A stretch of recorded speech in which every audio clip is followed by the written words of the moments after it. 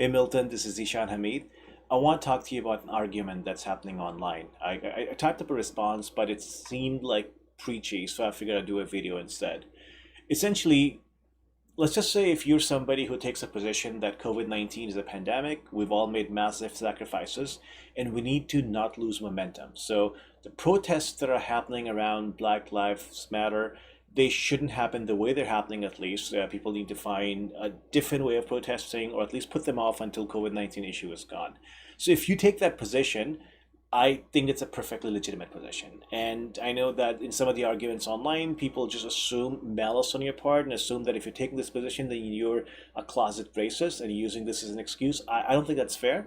I think it's a perfectly reasonable position to take, especially if you've had people who passed away because of COVID-19, if you have people in healthcare about whom you're really concerned about.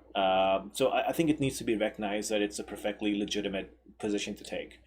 On the other hand, if you're somebody who's looking at Black Lives Matter and thinking, look, enough's enough. This has been going on for so long. It's a trend that comes and goes away and comes and goes away. But right now, there's momentum. We need to step in, make a noise, protest, do whatever it takes to bring about a change and end this issue once and for all.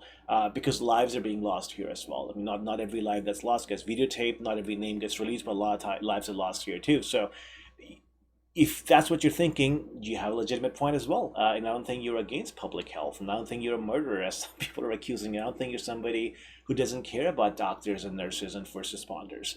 I think that's unfair too.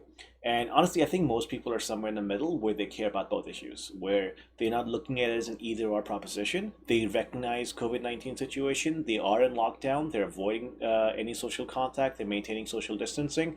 But they made an exception for this very specific case because they also recognize the huge importance this issue has.